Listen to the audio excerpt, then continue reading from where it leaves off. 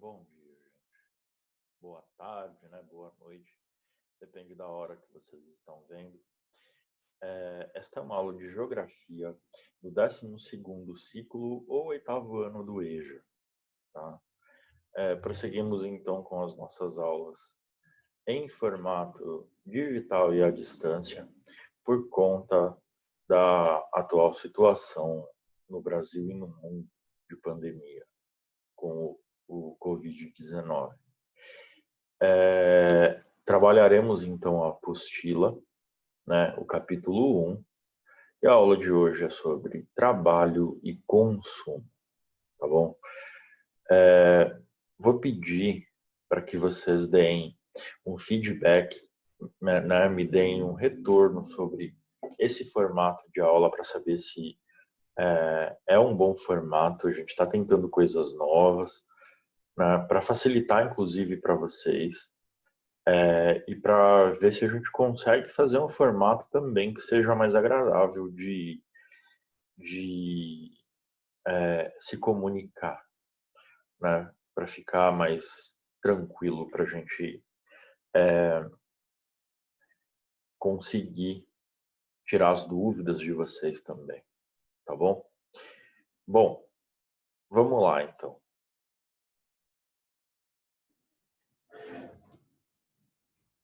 O trabalho através do tempo, ele mudou, né? Antigamente ele era visto de outra forma. As pessoas que trabalhavam, né, eram pessoas que eram obrigadas a trabalhar. Nem sempre elas tinham boas condições. Na época do feudalismo, as pessoas não tinham direitos, né? E, assim, quando a gente fala de capitalismo, e aí, dependendo dos estudos de quem está estudando o capitalismo, ele pode colocar o capitalismo desde a época das grandes navegações, inclusive até antes. Mas de qualquer forma, o capitalismo é um sistema econômico que vigora, né, que está presente nos países do Ocidente já há alguns séculos. E durante uma época, a escravidão é quem forneceu a força de trabalho para o capitalismo, né? E essa abolição, ela aconteceu no mundo e no Brasil, não porque um dia a princesa Isabel acordou boazinha e deu a alforria e, e aboliu a escravidão no Brasil, mas porque o formato de escravidão não era bom para o capitalismo, não era bom para o sistema das pessoas ganharem dinheiro. Como assim, né? É porque o escravo, ele não tinha salário. Se ele não tinha salário, ele não tinha como comprar. O capitalismo, o sistema capitalista, ele é baseado no consumo. Ele é baseado nas pessoas comprarem coisas. Então, se você tem escravos que não compram nada, você tem um sistema que não funciona tão bem. Então, os escravos foram abolidos, e aí você teve,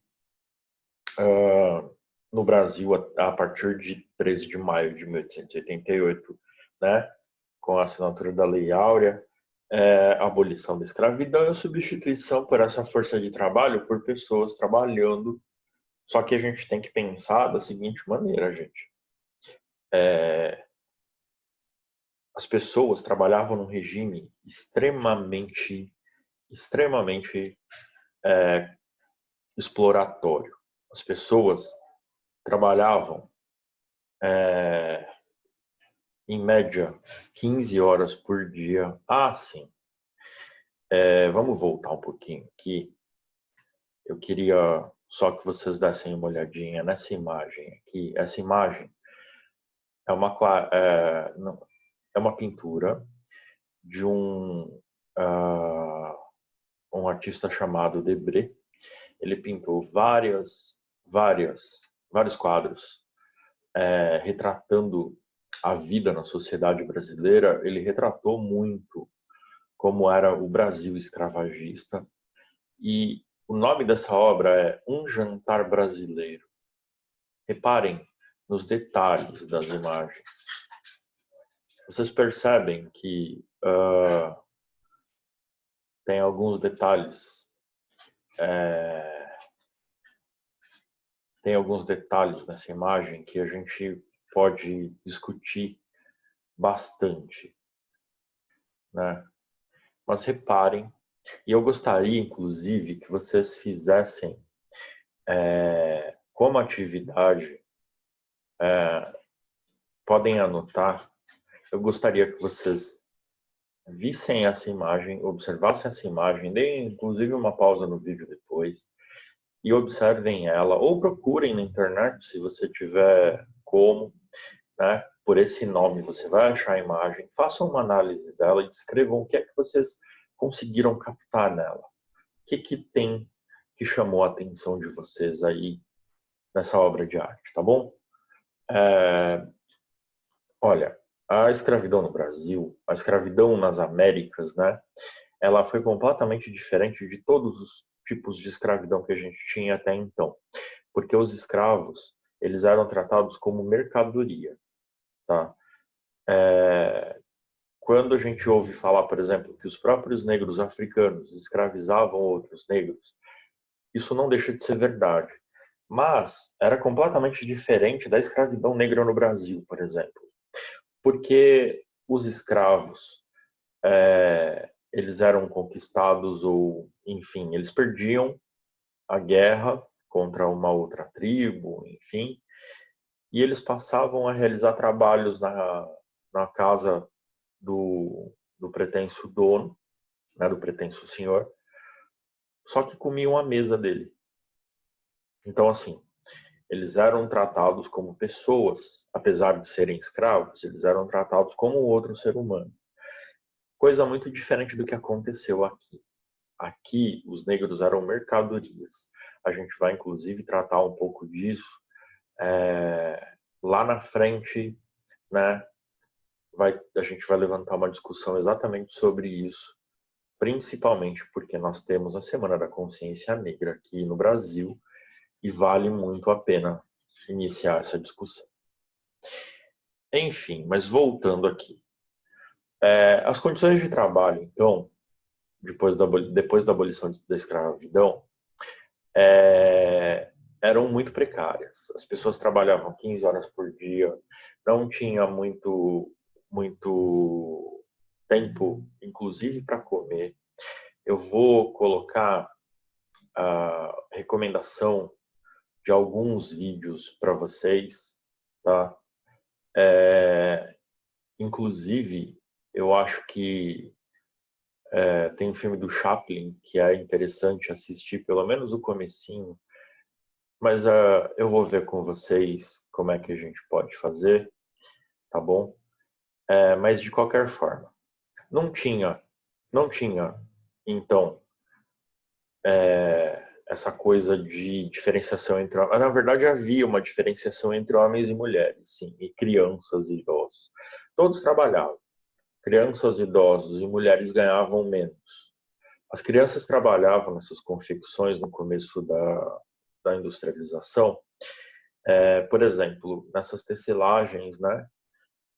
Eles tinham mãos pequenas e eles conseguiam desenroscar as linhas do meio das máquinas. Está vendo o maquinário na imagem? Então você pensa dessa forma. Hoje as crianças estão na escola, né? Com essa idade. Mas na época não. Na época as crianças trabalhavam e elas eram tratadas basicamente como adultos pequenos, né? Não tinha essa coisa de infância. Os direitos que a gente tem hoje, gente, por menores ou piores que sejam, eles são frutos de muito tempo de luta, tá?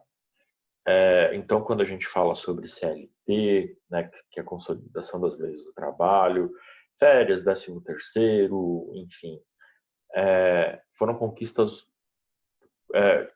feitas a duras penas. Então, trabalho hoje, tá?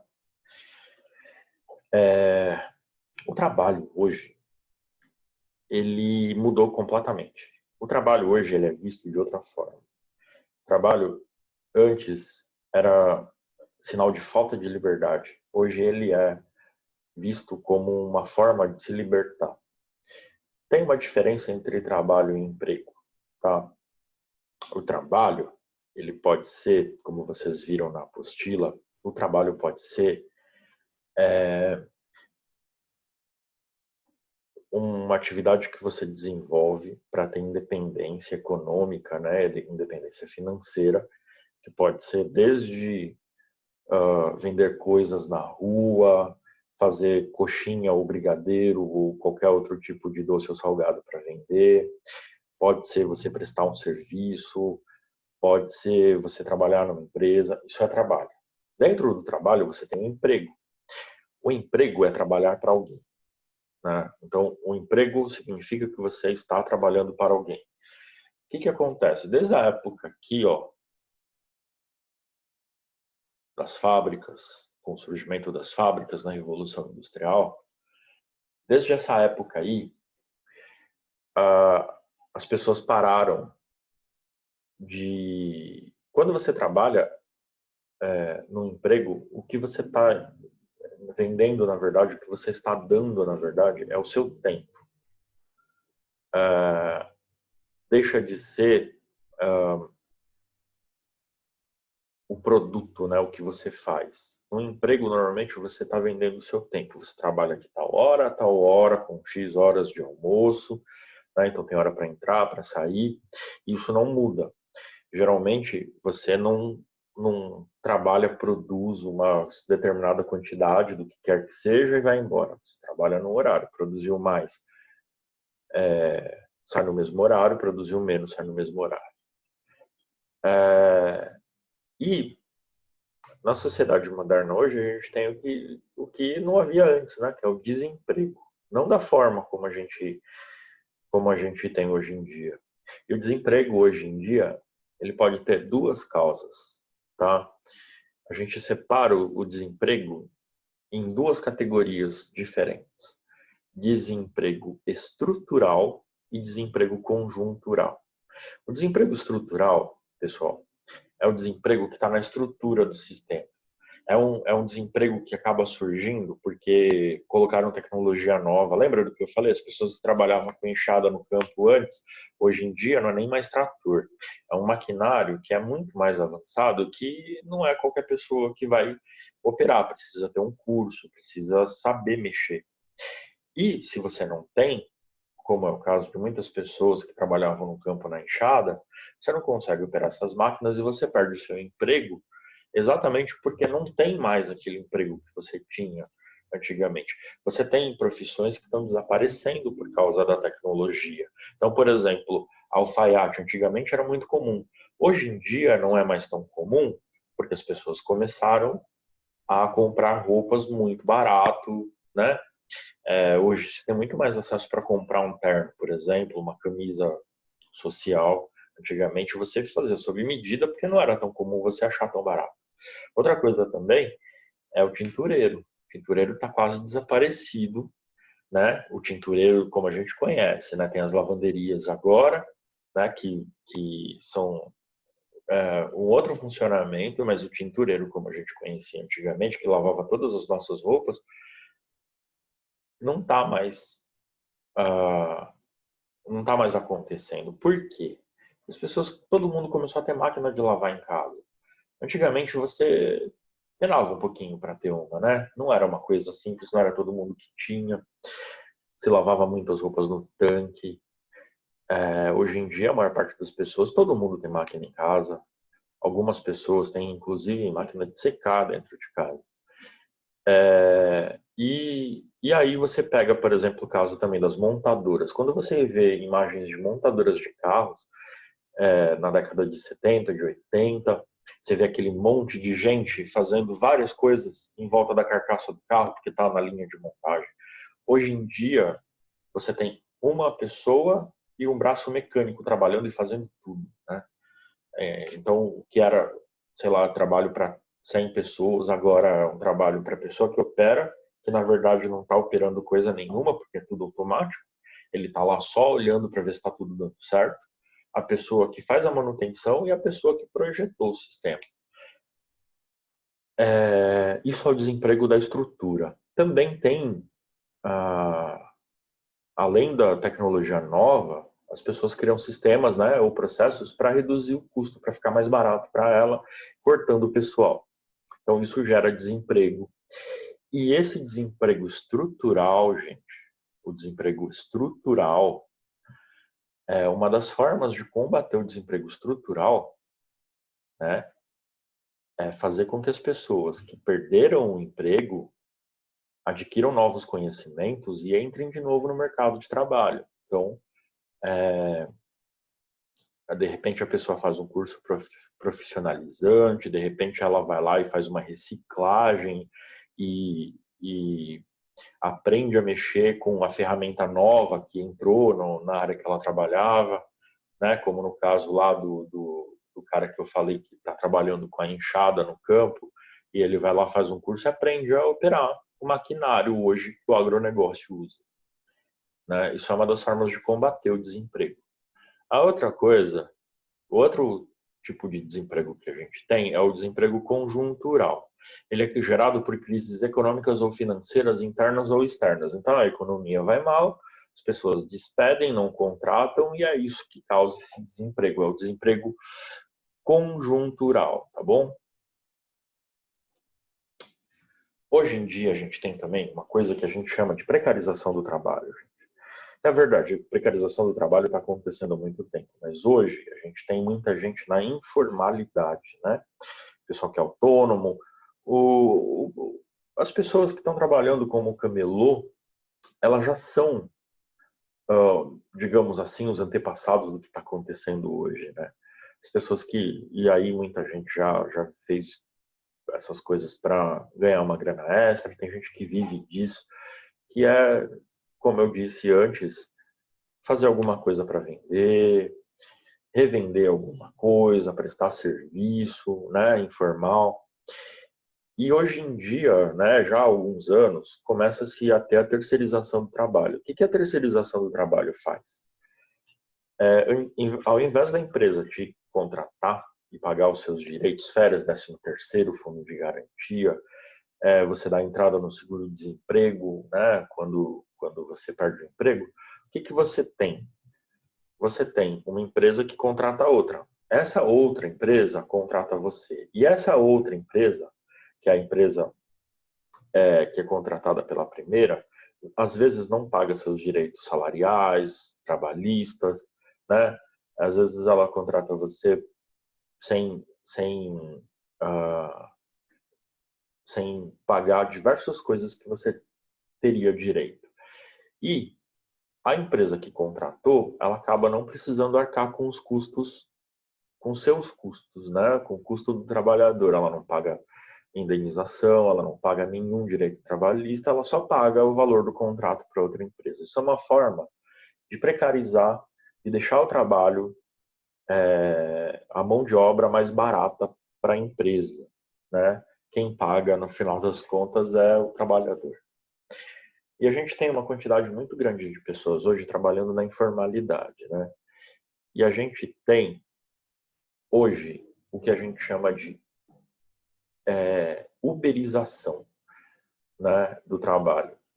O que é isso? Todo mundo conhece já os aplicativos de transporte de pessoas, né? E além deles, agora a gente tem também os aplicativos de entrega de comida. Então você tem lá as empresas e elas não contratam os motoristas e os parceiros, né? Porque eles são exatamente isso, são parceiros de negócios. E o que acontece? Olha só essa charge que eu coloquei aqui para vocês olharem.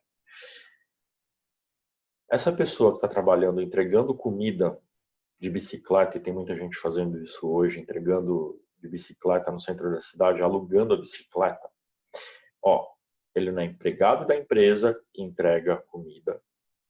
Ele não é empregado de quem pede a comida.